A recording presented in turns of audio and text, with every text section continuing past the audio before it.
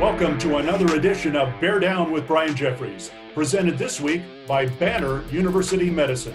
Welcome to another edition of Bear Down with Brian Jeffries. That would be me, and the gentleman next to me is Jordan Brown, a 6'11" redshirt sophomore basketball player for the U of A men's team. We can call him a forward, call him a center. I don't know. Maybe he wants to play point guard. We'll find out. But for those who don't know, Jordan was on campus last year, worked out with the team. He transferred from Nevada, so had to sit out the year, but it was a very fruitful year as he had a chance to work, of course, with the team and develop under Chris Rounds and head coach Sean Miller and his staff. So, Jordan, it's been a while. Do you remember the first day you actually arrived in Tucson?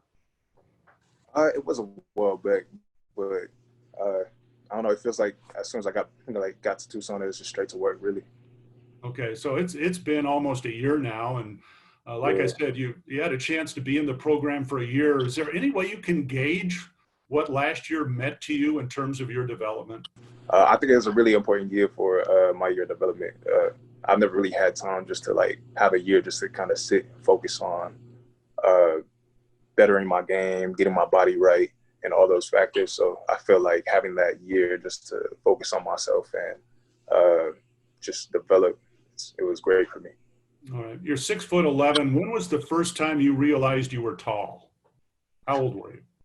Uh, when I first kind of realized it was third grade, I was like 5'3", and all my classmates were still like 4 foot something.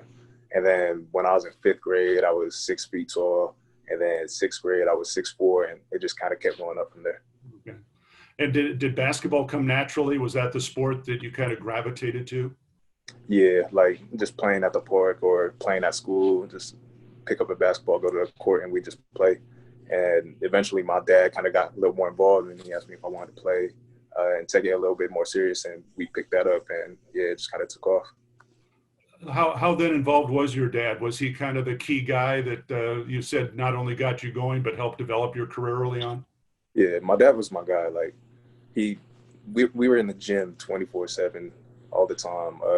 We'd be in there for 4+ hours each day, just working like as many reps as possible, just doing the simple things. And I feel like it really worked out for me in the long run. Okay. One thing, sometimes tall guys are skinny early on. When did you start gaining some serious weight? And I'm talking about before you arrived at Arizona.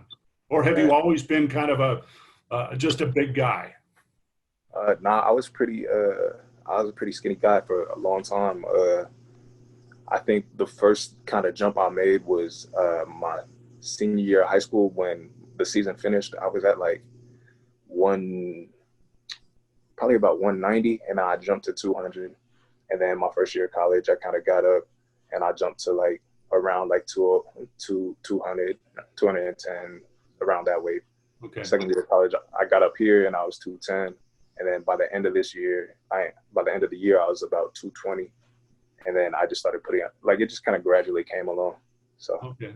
So how do you do it? I mean, in the past year, Chris Rounds has put about 30 pounds good weight on you. We're talking muscular type of weight that's going to help your game. How do you go about doing that? it's just a lot of work, and it's taking care of business both in the weight room and away from the weight room. Like my diet had a big role to play in it, eating the right foods, eating enough food, and getting as many calories as I can, especially since I'm such a tall guy. And I have to, and I'm working a lot, so I have to replace those calories that I lose. Okay. What's your favorite food right now? My favorite food right now, probably pasta. I really like pasta. Any type of pasta, I like it. Okay. So now what do you miss most? What food have you had to eliminate that every once in a while you think about, oh, if I could just have a, Probably red meat, like my dad's barbecue for one. Like being away from home, I love my dad's barbecue, and that's something I had to kind of limit myself on, just because it's red meat, and I gotta kind of get away from that just so I feel better on the court. okay. Do you ever get home and sneak a little barbecue maybe? A little bit, just a little bit every now and then, but Okay. you know, I'm not going to tell Coach or Chris, so don't worry about it. All right. Okay. So you're 240 right now. Do you feel that's your optimum playing weight? yeah, maybe down to like 235, just because you lose weight during the season and stuff and while you playing, but I feel pretty good right now, and I'm just gonna continue to work just to where it feels great. Okay. I mentioned last year, of course, you got to practice with the team. Toughest guy that you faced last year in Arizona practice sessions, who was it? Man, that's a hard one. Honestly, all the bigs it was a battle every day. Like going up against guys like Zeke, of course, Stone, Ira Lee, Chase, Coloco, like all those guys. Like they brought it every day, so it was always like a battle in every practice. Okay. You're 6'11". Have you always played the same position? And I'm talking about back to the basket, power forward, etc. Yeah, for the most part, because I was always the tallest guy on my team, and I'd be the most physical guy on the team. So I'd always be the five man for the team, and I could score in the low post. So instead of taking my game outside, like we would really I'd just do my thing in the post, just because that's what my team needed me to do. But I am able to like face up on the basket and handle it a little bit on the perimeter. But yeah. Okay.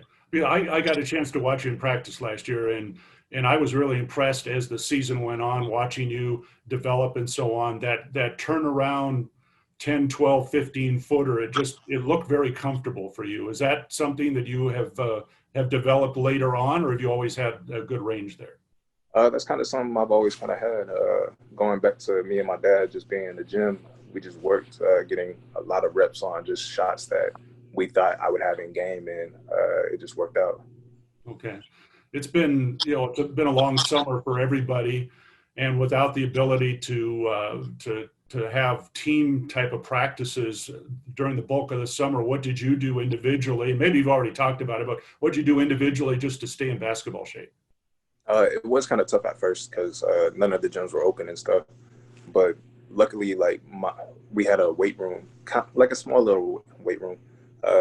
I had like a little bench press and I had some dumbbells, so I made do with that. And also just like running around my neighborhood, going to the park, finding hills and little sand pits, and just doing what I can while all the gyms were closed. And then when gyms started kind of opening back up and we could get in the gym, we just took advantage of that and went to work. Okay. Talking to Jordan Brown, you have a redshirt sophomore forward center for the Wildcats. Practice going to get started sometime here down the road, and of course, games to follow that. Have you had a chance to? I know you've had a chance to meet them, to get to know some of your new teammates coming in this year. Yeah, yeah. We get to spend time together and stuff, and it's a bunch of great guys. I like them. Do you speak any foreign languages? I do not. Okay. I wish I did, but I don't. Okay. Has communication been okay? You've got, I mean, how many different languages now do we have on the roster right now? Quite a few, but communication has been really good. They're really good at speaking English and communicating, so it's good. All right. Jason Terry has joined the staff, and certainly you know his background, not only as a Wildcat, but then on to a great NBA career. What has he brought to the team? I think just experience and I don't know, just him being in the practices. It's a different type of just his presence alone. I feel like elevates our practices. Like everybody wants to perform, everybody wants to do their thing, and he's honest. Like he's vocal and he uses the experience he has and he teaches us, and we just have to apply it. Okay. I mean, because I want to say, he'll like this. I'll say he's a young guy. How much do you remember seeing him play in the NBA on TV? Quite a bit, because it's all pretty recent years, and just seeing like from seeing him on TV to now he's my coach. It's a great feeling. All right. Well, it looks like we're going to play basketball earlier than January 1st, which I know has got everybody excited. Do you guys sit around and say, hey, we're ready to go? I mean, practice has to start, but do you feel like it'll just take you a few weeks because of the time you spent together that this team can gel? Yeah, I think we're all feeling pretty good. We took our off season pretty serious. We all work when we can. We know everybody is in the same position, really, and I feel like we've all been working hard. So I think we're ready. All right. Jordan, appreciate your time. We look forward to seeing you on the court this year. I know you're going to be a great addition to the team, and the fans can hardly wait to get some basketball back at McKale Center. Us too, man. All right. Jordan Brown, our guest. That is this edition of Bear Down with Brian Jeffries. We'll see you again next time.